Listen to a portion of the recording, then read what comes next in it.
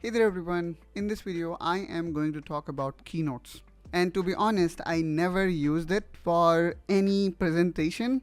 I prefer to go with Microsoft PowerPoint. Now in this video, as a Microsoft PowerPoint user, I would like to compare and see how good Apple premium version of Keynote has become.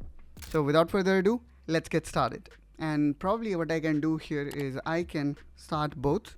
So I'm going to start PowerPoint and Keynote.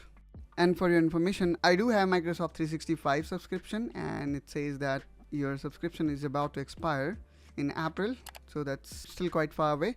And I do have Microsoft Office 365 subscription, plus I recently got free trial of Creator Studio, so that would be fair comparison. What kind of capability we're gonna see from Apple Keynote and from the king, which is undoubtedly Microsoft PowerPoint. Alright, so this is how it looked like, and of course if we talk about the basic capability, I am assuming that both are at same level. Here I want to talk about the AI capability, for whom Apple have now started charging the amount, and same we are seeing from Microsoft. So the first feature that make Microsoft Office 365 unique is this design suggestion, or in past known as design ideas. So you simply choose these options which are generated by AI, and they sometimes change based on your topic. For example, if I talk here about sustainability, or maybe let's say football history. So what now will happen is if I click on design suggestion, it will kind of try to change the kind of content I have selected. Again, sometime it comes, other time it doesn't. So you can actually close this and then again try to regenerate, and then you will see the different suggestion. Since I already have chosen a particular template, so that's why I'm getting this kind of thing. But if I, let's say, delete this and start from here and now type football history, and if I close this and start from new presentation, and now if I type football history and now click on design suggestion, I will be getting good suggestion. And sometime what I saw, the PowerPoint is really competent enough to come up with the exact picture. Alright, now not only that you can customize or manually create, but there is an option to create slide using PowerPoint Copilot. So here I'm gonna say add a slide about football history, and then I'm gonna click on go. So here you can see this is how we can quickly create the slide, and we also have got notes to talk about. Football emerged in mid 19th century. So here you can see we also have got these notes to talk about, which is really nice. And then you can further customize it using this PowerPoint design ideas. Now let's jump into Apple Keynote. Now let's see how competent it is. So I'm gonna start here by file, new, and then here also, just like Microsoft Office, what I'm seeing is there are basic and premium themes. Maybe let's start with basic.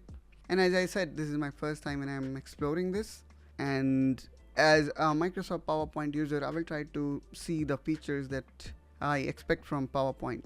So here, of course, I'm assuming that it can do everything what Microsoft PowerPoint can do when it comes to offline capability, but I am particularly interested in seeing the AI capability. So if I click here, now I think if I type the same content, football history, probably here I need to add further points. So I'm gonna say football history and origin and current popularity.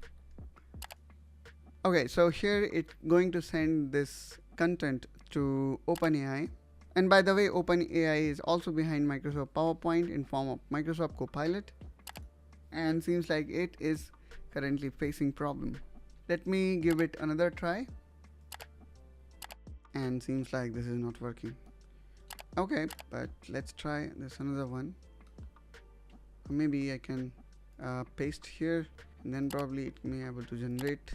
So the presenter notes was created. It says that football history began centuries ago with root in ancient games. The modern version took shape in England during 19th century, and so on. So notes is good, Now let's talk about this automatically fix styling option, and it also didn't found any kind of fixes yet. Okay, so it kind of readjusted this, and here on the right hand side I can see the appearance you can change, and then you also can change the background, which looks good. Here you have option to customize it. You can also scale it, which is quite nice.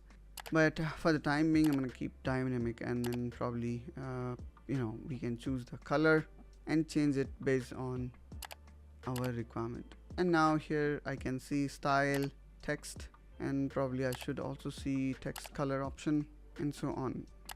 So here so far I am not seeing that kind of capability what we saw in case of Microsoft product, and all these options are basics, and I don't think so I would like to spend time on these. So in terms of advanced capability, I think still PowerPoint don't have any competition.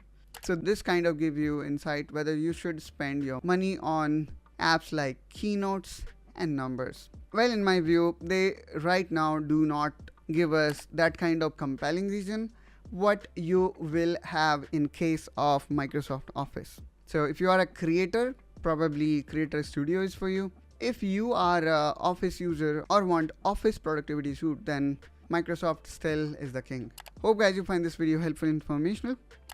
Tell me your opinion about Keynote and Microsoft Office. Did I miss any important point regarding Keynote that I am not aware of? Please let me know in comment down below, and I will definitely try to respond to you as soon as possible. Till then, you take care and bye bye.